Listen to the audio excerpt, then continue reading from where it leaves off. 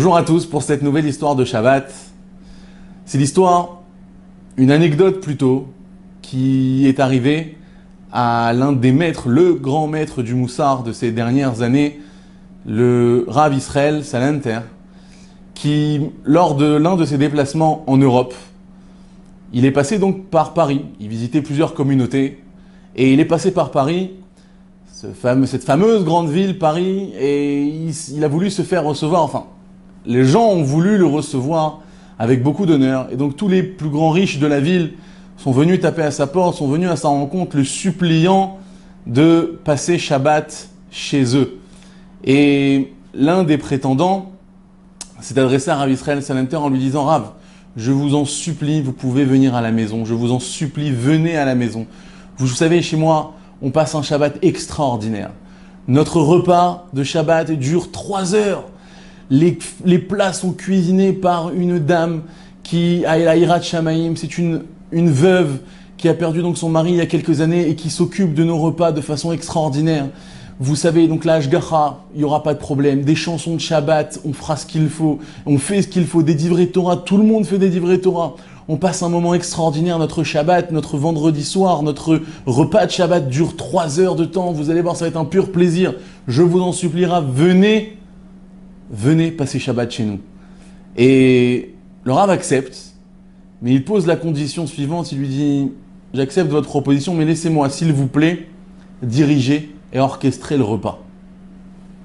Alors notre hôte, cet homme riche qui avait voulu inviter le Rav, était très étonné. Mais il accepte avec plaisir et avec joie de recevoir à sa table le Rav Israël Salanter.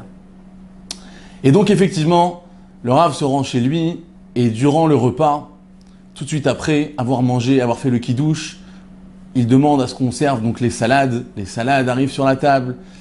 Après avoir fini les salades, il demande immédiatement à ce qu'on passe au poisson. Le poisson arrive sur la table. Qu'on puisse passer, ils vont se laver les mains, qu'on puisse passer ensuite à la viande, au plat principal, puis le dessert, puis Birkat Hamazon.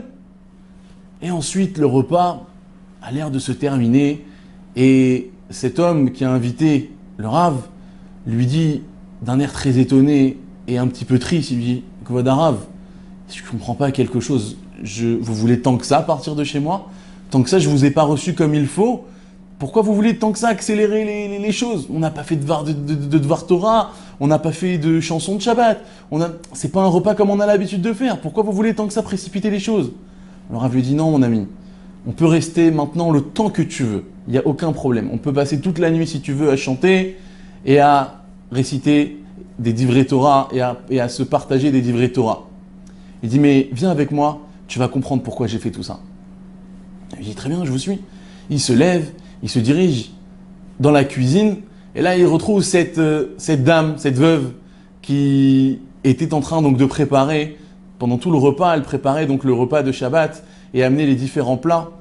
Et le Rav va voir cette dame et lui dit « Alors, chère madame, comment allez-vous » Alors, la dame lui dit avec un grand sourire « Ah, Kvod Harav, je suis heureuse déjà de vous recevoir, mais ce Shabbat est encore plus différent que les autres. » Il dit « Ah bon, et pourquoi ?» Il lui dit « Tout simplement parce que tous les Shabbats, vous savez, le repas dure beaucoup de temps chez mon responsable, chez mon patron.